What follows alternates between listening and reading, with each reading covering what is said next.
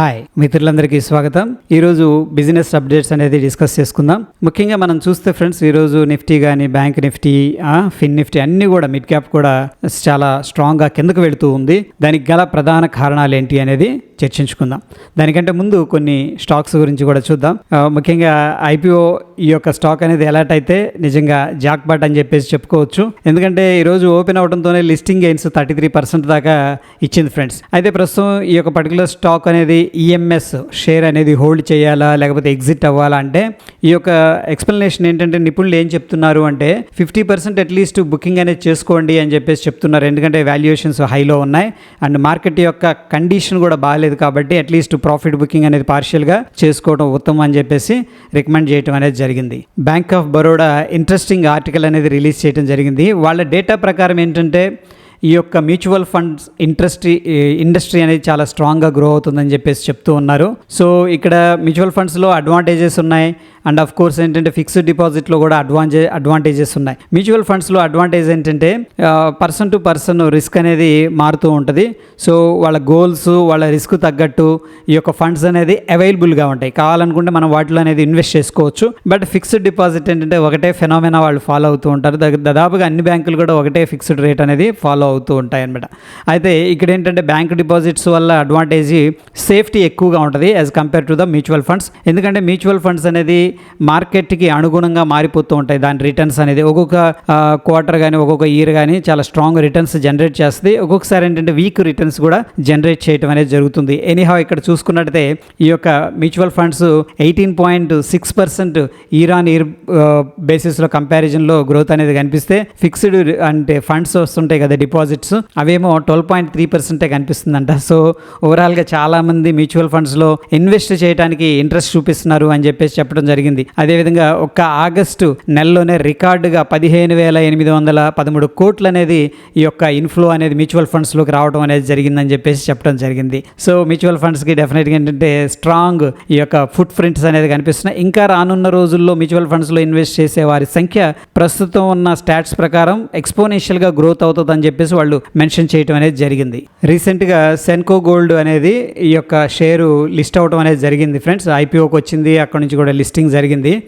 Listing అప్పుడే మంచి gains ఇచ్చింది. మనం ఈ ఒక్కరోజే చూసుకుంటే 8.44% అనేది ఇంక్రీజ్ అయిందనమాట. సో అనలిస్టులు ఏం ఎక్స్పెక్ట్ చేస్తున్నారంటే, సో వీళ్ళ యొక్క పీర్స్ కాంపిటేటర్స్ ఉంటారు కదా, వాళ్ళతో పోలిస్తే ఇంకా ఇది డిస్కౌంట్లో ఉంది, ఇంకా ఫర్దర్గా అప్ సైడ్ అనేది వెళ్ళొచ్చు అని చెప్పేసి అంచనాలు అయితే అంటే ఒక పాజిటివ్ కామెంట్ అయితే చేయటం అనేది జరిగింది. రీసెంట్గా టూరిజం చాలా స్ట్రాంగ్గా మూవ్ అవుతుంది. ముఖ్యంగా ఏంటంటే ఈ యొక్క హోటల్స్కి కూడా డిమాండ్ అనేది క్రియేట్ అయింది. అయితే చాలామంది షమీ హోటల్స్కి ఐపీఓకి అప్లై చేసుకోవడం అనేది జరిగింది. సో మీకు ఎలకేట్ అయిందా లేదా, ఎందుకంటే ఆల్రెడీ క్లోజ్ అయిపోయింది, ఇక్కడ చెక్ చేసుకోవచ్చు. ఈ యొక్క లింక్ మీద క్లిక్ చేసుకొని ఇక్కడ ఐపీఓ డీటెయిల్స్ ఇస్తే మీకు ఎలకేషన్ అయిందా లేదా అనేది తెలుపుతుంది. అయితే ఫ్రెండ్స్, ఇక్కడ మనకి లిస్టింగ్ గెయిన్స్ విషయానికి వస్తే ప్రాబబ్లీ 4% దాకా లిస్టింగ్ గెయిన్స్ ఉండొచ్చు as per the grey market price. అంటే కరెంట్ ఉన్న గ్రే మార్కెట్ ప్రైస్ ప్రకారం మనకు 4% అయితే ప్రీమియంలో ఓపెన్ అవ్వచ్చు అని చెప్పేసి ఎక్స్పెక్టేషన్స్ అయితే ఉన్నాయి ఫ్రెండ్స్. జెఫరీస్ బ్యాంక్స్ మీద ఒక కామెంట్ అనేది చేయడం జరిగింది. ఓవరాల్గా బ్యాంక్స్ అనేవి కూడా ఇండియాలో ప్రెషర్లో ఉన్నాయి. దానికి గల కారణం ఏంటంటే ఈ యొక్క నెట్ ఇంట్రెస్ట్ మార్జిన్ రేట్స్ అనమాట.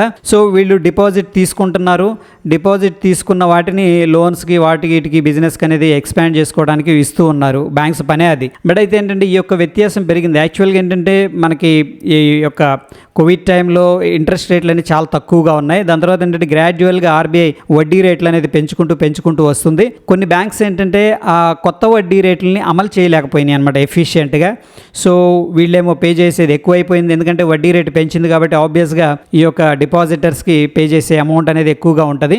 But at the same time వీళ్ళు కలెక్ట్ చేసుకునే అమౌంట్ దగ్గర కొద్దిగా ఈ యొక్క ఇంప్లిమెంటేషన్ అనేది సరిగ్గా జరగలేదని చెప్పేసి ఎవరైతే సరిగ్గా చేయగలిగారో వాళ్ళ బ్యాంక్స్ అనేది 6 monthsలో కొద్దిగా పాజిటివ్గా ఈ యొక్క రికవరీ అనేది కనిపించవచ్చు అని చెప్పేసి ఒక కామెంట్ అయితే చేయడం జరిగింది. ఈరోజు మంగళం ఎల్ఐఎస్ ఐపీఓ అనేది ఓపెన్ అయింది సబ్స్క్రిప్షన్కి. అయితే 25th ఇది క్లోజ్ అవుతుంది. దీంట్లో ఇంట్రెస్టింగ్ పార్ట్ ఏంటంటే 25 రూపీస్ ప్రీమియం దగ్గర ట్రేడ్ అవుతుంది. అంటే ఎక్స్ట్రా ఇంట్రెస్ట్గా ఉన్నారనమాట. దీంట్లో కొద్దిగా డిమాండ్ అనేది కనిపిస్తుంది. ఒకవేళ ఈ డిమాండ్ అనేది కంటిన్యూ అయితే మనకేంటంటే దగ్గర 30-40% లిస్టింగ్ గెయిన్స్ అనేది దీంట్లో మనం ఎక్స్పెక్ట్ చేయొచ్చు అని చెప్పేసి అంచనా వేస్తూ ఉన్నారు. సో ఐపీఓ స్పేస్లో మనం చూసుకున్నట్టయితే మధుసూదన్ మసాలా లిమిటెడ్ నిన్నే మనం అనుకున్నాం, నిన్నే సబ్స్క్రిప్షన్ బాగా ఉందని చెప్పేసి ఈరోజు ఇంకా పెరిగిపోయింది. సో ఎనీహౌ ఈరోజు క్లోజ్ అయిపోయింది ఫ్రెండ్స్ ఇది. సో దీంట్లో లిస్టింగ్ గెయిన్స్ అయితే మనం స్ట్రాంగ్గా ఎక్స్పెక్టేషన్ అయితే చేసుకోవచ్చు, ఎందుకంటే 200 టైమ్స్ ఓవర్ సబ్స్క్రిప్షన్ అనేది దీంట్లో కనిపిస్తూ ఉంది. Next techno green solutions limited ఐపీఓకి రావడం అనేది జరిగింది 18వ తారీఖు, ఈరోజు క్లోజ్ అయింది. ఇది కూడా ఓవర్ సబ్స్క్రిప్షన్ కనిపిస్తుంది, బట్ అంత అగ్రెసివ్గా అయితే కనిపించట్లేదు ఫ్రెండ్స్. 5 టైమ్స్ మాత్రం కనిపిస్తుంది, 500% అంటాం కదా 5 టైమ్స్. బట్ స్టిల్ కొద్దిగా దీంట్లో గ్రే మార్కెట్ ప్రైసెస్ ప్రకారం కానీ ఈ యొక్క ఓవర్ సబ్స్క్రిప్షన్ లెవెల్స్ ప్రకారం కానీ మనకి ఏంటంటే లిస్టింగ్ గెయిన్స్ బహుశా ఉండొచ్చు అనుకుంటున్నాను నేను. నెక్స్ట్ మాస్టర్ కాంపోనెంట్స్ లిమిటెడ్ ఐపీఓకి రావడం జరిగింది అండ్ ఈ రోజు క్లోజ్ అయింది. ఓవరాల్గా చూస్తే అంత అగ్రెసివ్ సబ్స్క్రిప్షన్ లేదు, బట్ అండర్ సబ్స్క్రిప్షన్ కూడా లేదు.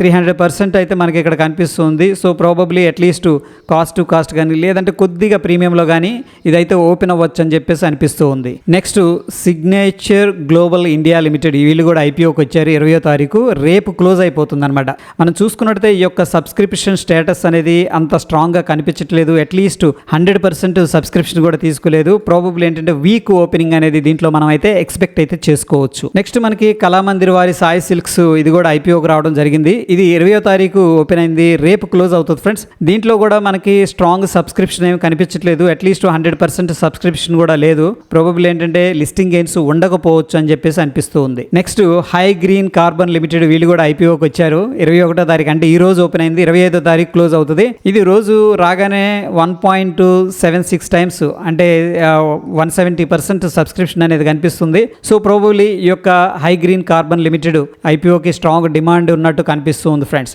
అయితే ఇక్కడ వచ్చేసరికి ప్రైస్ రేంజ్ 71 నుంచి 75 దాకా ఉంది. మినిమం ఇన్వెస్ట్మెంట్ ఏంటంటే 1,20,000 అనేది అవసరం అవుతుంది. Lot size 1600. దీనికి సంబంధించిన డేట్స్ అనేది మనం ఇక్కడ చూసుకోవచ్చు ఫ్రెండ్స్. నెక్స్ట్ ఐపీఓ మంగళం ఎల్ఐస్ లిమిటెడ్ ఐపీఓకి రావడం జరిగింది. ఇది వచ్చేసరికి 21వ తారీఖు, అంటే ఈ రోజు ఓపెన్ అవుతుంది ఫ్రెండ్స్, 25వ తారీఖు క్లోజ్ అవుతుంది. దీంట్లో కూడా అంత స్ట్రాంగ్ సబ్స్క్రిప్షన్ ఏం కనిపించట్లేదు ఫ్రెండ్స్, వీక్గానే ఉంది. సో ప్రాబబ్లీ దీంట్లో లిస్టింగ్ గెయిన్స్ అయితే నేను ఎక్స్పెక్ట్ చేయట్లేదు. Next IPO Marco cables conductors limited, వీళ్ళు కూడా ఐపీఓకి వచ్చారు. ఈ రోజు ఓపెన్ అయింది ఇది బిడ్డింగ్కి, 25వ తారీఖు క్లోజ్ అవుతుంది. ఇది కూడా అంత స్ట్రాంగ్ సబ్స్క్రిప్షన్ అయితే కనిపించట్లేదు, అగ్రెసివ్ డిమాండ్ దీంట్లో మనం ఎక్స్పెక్ట్ చేయలేకపోతున్నాం. ఇక ముఖ్యంగా మన మార్కెట్స్ ఎందుకు పడిపోతున్నాయి అనేది మనం బిగ్గర్ పిక్చర్లో చూస్తే ఫస్ట్ రీజన్ ఏంటంటే మనకి ఈ యొక్క క్రూడ్ ఆయిల్ అనేది ఇంక్రీజ్ అవుతుంది అనమాట. అంటే దాని యొక్క ప్రైస్ అనేది ఇండియా, చైనా లాంటి కంట్రీస్ ఏంటంటే క్రూడ్ ఆయిల్ మీద వేరే కంట్రీస్ మీద డిపెండ్ అవుతాయి. మనకి సెల్ఫ్గా ఎక్స్ప్లోర్ చేసే ఇది లేదు, ఎక్స్ప్లోర్ చేద్దామన్న ఆయిల్ చాలా తక్కువగా ఉంది డిపాజిట్స్. అందుకోసం మనం రష్యా కానీ వేరే కంట్రీస్, ఇరాన్ కానీ అట్లా అక్కడ నుంచి మనం ఇంపోర్ట్ చేసుకోవడం జరుగుతుంది. ఈ యొక్క క్రూడ్ ఆయిల్ ప్రైస్ అనేది పెరిగిందనుకోండి, ప్రతి దాని మీద కూడా ఎంతో కొంత నెగిటివ్ ఇంపాక్ట్ అనేది ఉండే అవకాశం ఉంది. అది ఒక రీజన్ ఫ్రెండ్స్. సెకండ్ రీజన్ వచ్చేసరికి అన్ని గ్లోబల్ కరెన్సీస్ నార్మల్గాను వీక్గాను ట్రేడ్ అవుతుంటే యూఎస్ డాలర్ వచ్చేసరికి స్ట్రాంగ్గా ట్రేడ్ అవుతుంది. సో ఎస్పెషల్లీ యూఎస్ నుంచి ఏదైనా మనం ఇంపోర్ట్ చేసుకుంటే మనం ఏంటంటే డాలర్ రూపంలో చెల్లించాల్సి వస్తుంది. ఈ పెరిగినప్పుడు డాలర్ రూపంలో చెల్లించేటప్పుడు ఏంటంటే చాలా ప్రెషర్ అనేది కనిపిస్తుంది అనమాట. నెక్స్ట్ ఎనదర్ రీజన్ వచ్చేసరికి మనకి ఇన్ఫ్లేషన్ ఫియర్ అనేది ఇంకా కంటిన్యూ అవుతుంది. సో దానివల్ల కూడా ఏంటంటే ఈ యొక్క ఇన్వెస్టర్స్ చాలా కాషియస్గా ఉన్నారు. ప్రస్తుతానికి ప్రాఫిట్ బుకింగ్ అయితే చేసుకుందాం, మంచి లెవెల్స్ దగ్గర ఉన్నాయి కదా అని చెప్పేసి ఒక ఆలోచనతో ఈ స్ట్రాంగ్గా ప్రాఫిట్ బుకింగ్ అయితే చేసుకుంటున్నట్టు తెలుస్తూ ఉంది. అదేవిధంగా యూఎస్కి సంబంధించిన ఫెడ్ ఇంట్రెస్ట్ రేట్ని అయితే తగ్గించలేదు, సేమ్గా ఉంచింది. యాక్చువల్గా తగ్గిస్తే బాగుంటుందని చెప్పేసి మార్కెట్లు ఎక్స్పెక్టేషన్స్ చేస్తూ ఉన్నాయి. బట్ ప్రస్తుతం ఏంటంటే ప్రీవియస్గా ఏదైతే ఇంట్రెస్ట్ రేట్ ఉందో 5.5%, అదే ఇంట్రెస్ట్ రేట్ అనేది వీళ్ళు మెయింటైన్ చేయడం జరుగుతుంది. అయితే ఇక ఫ్యూచర్లో అంటే నెక్స్ట్ ఇయర్లో కూడా వీళ్ళు ఇంకా పెంచుతారేమో అన్న ఉద్దేశం అయితే ప్రస్తుతం ఫియర్ అనేది, ఈ యొక్క సెంటిమెంట్ అనేది ఈ యొక్క మార్కెట్లో కనిపిస్తుంది. అది కూడా ఒక రీజన్ అని చెప్పేసి చెప్పుకోవచ్చు. దాని తర్వాత మనం చూస్తే ఈ యొక్క ఎఫ్ఐఎస్, డిఐస్ ఇద్దరు కూడా సెల్లింగ్ చేస్తున్నారు. ప్రతిసారి ఏంటంటే ఎఫ్ఐఎస్ సెల్ చేస్తే డిఐస్ డిఫెండ్ చేస్తారు, డిఐస్ సెల్ చేసి ఎఫ్ఐఎస్ డిఫెండ్ చేస్తూ ఉంటారు. బట్ ఈసారి మనం చూసుకున్నట్టయితే ఎఫ్ఐఎస్ అగ్రెసివ్గా సెల్లింగ్ చేస్తున్నారు, డిఐఎస్ కొద్దిగా సెల్లింగ్ చేస్తున్నారు. బట్ మొత్తం మీద మనం చూసుకున్నట్టు ఎఫ్ఐఎస్ అండ్ డిఐఎస్ ఇద్దరు కలిసి కూడా సెల్లింగ్ చేస్తున్నట్టు కనిపిస్తుంది ఫ్రెండ్స్. సో ఈ ఫ్యాక్టర్స్ వల్ల ఏంటంటే మార్కెట్లో కొంత నెగిటివ్ సెంటిమెంట్ అండ్ స్ట్రాంగ్ అగ్రెసివ్గా ప్రాఫిట్ బుకింగ్ అయితే జరుగుతూ ఉంది, గమనించండి. సో ఇవి ఫ్రెండ్స్ మార్కెట్కి సంబంధించిన అప్డేట్స్. మరొక ఎపిసోడ్లో మళ్ళీ కలుసుకుందాం. Stay tune. ధన్యవాదాలు.